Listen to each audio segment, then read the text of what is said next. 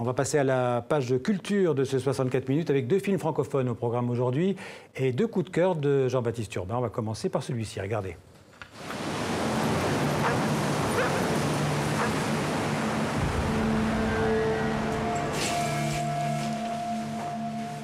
Paola? J'ai vu Audi Berti aujourd'hui, il faudrait que j'aille là-bas pour voir qui c'est ce type. Je sais pas, c'est un truc assez étrange, c'est un type qui parle pas, qui n'a pas d'identité, personne ne le cherche. Et toi, tu vas lui sauver son âme, bien sûr. Bah, t'es déjà au lit? Je t'ai préparé un joint. Non, non, bien sûr. Non. T'es chiant quand même.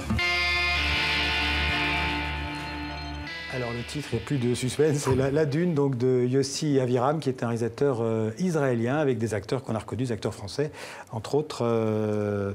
Nils Arestrup, voilà. Guy Marchand, Emma Decaune, et c'est un tout premier film, un premier long métrage, Xavier, en effet.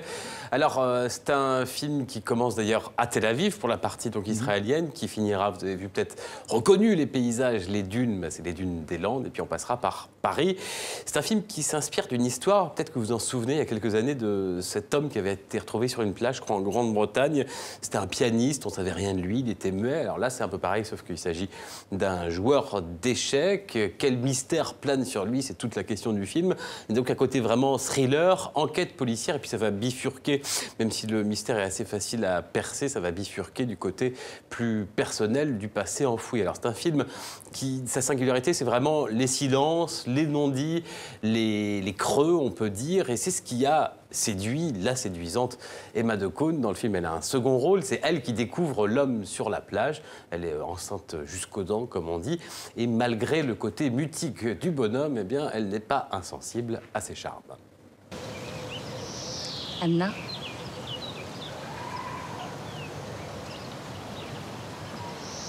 Bérénice?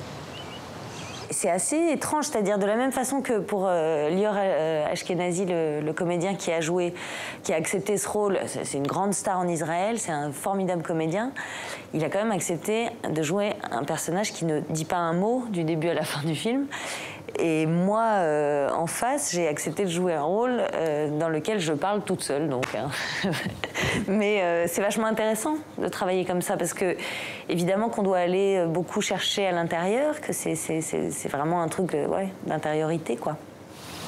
Anouchka. Anna. Vous avez souri?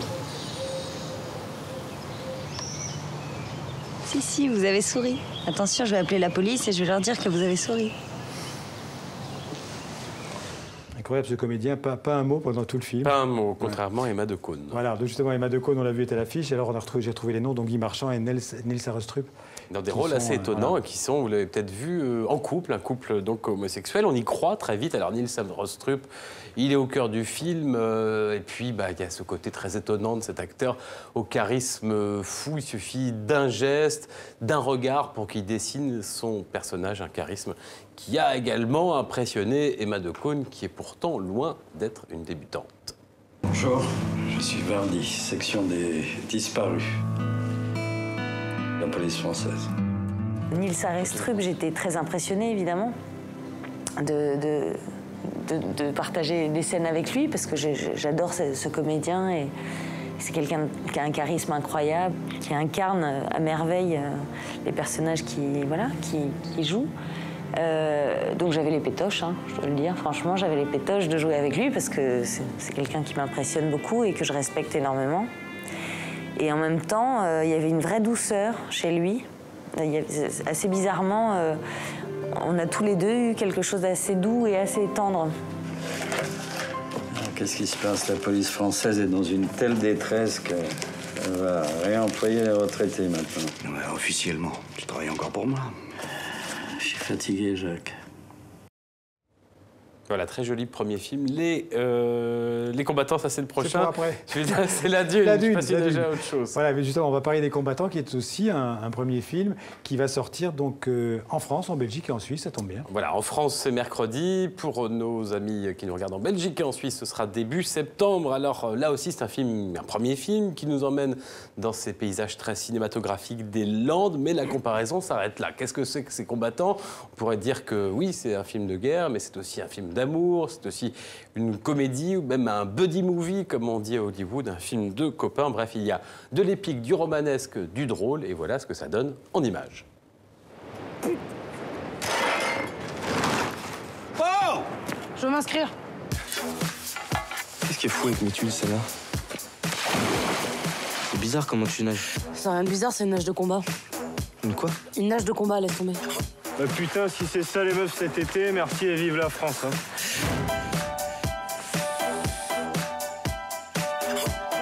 Petite bière?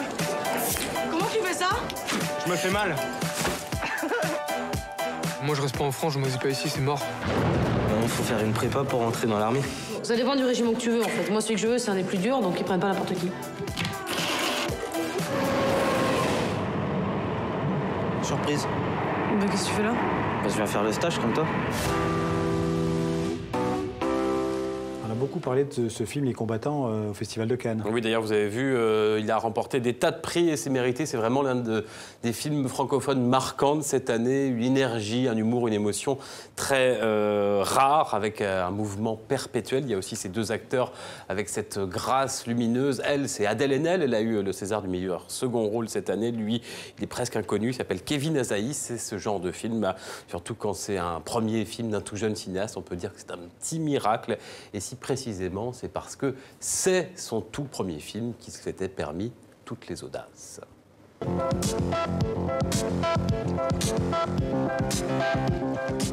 Cette rencontre amoureuse, cette comédie, c'est d'abord un récit d'apprentissage. Et l'apprentissage, il démarre par mon expérience sur ce long métrage. C'est un apprentissage pour moi et également pour la plupart des gens qui ont travaillé sur le film, quoi. Moi, c'est mon premier film en tant que réalisateur, mais c'est le premier film du chef opérateur, du monteur, de la scénariste, de mon producteur. Donc il y avait toute cette énergie dont on a essayé de se servir pour justement infuser l'histoire et qui est quand même cette espèce de flamme qui traverse le film. Ok, donc tu as tapé dans mon épaule, d'accord? Il faut que tu double visualises mon épaule comme si elle était 30 cm derrière elle-même. Ou si tu préfères, comme s'il y avait un autre moi derrière moi. C'est lui que tu vises, mais c'est moi que tu... Ah ouais, j'ai bien double visualisé, je crois, là. Ouais, tu m'as même déboîté la clavicule. Vas-y, à toi. La fiction, elle est réussie quand ça devient un documentaire sur les acteurs. Et je crois que c'est une chose qui est visible dans le film, c'est que les personnages sont très près de ce qu'ils sont. Il y a quelque chose d'assez essentiel dans ce qu'on voit d'eux. Donc oui, moi, je vis bien avec cette idée-là, quoi, qu'il y a une évidence pour eux d'être dans ce film.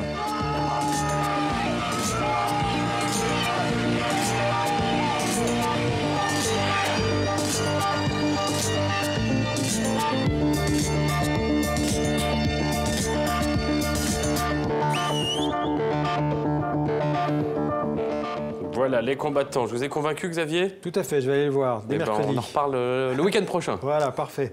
Merci Jean-Baptiste.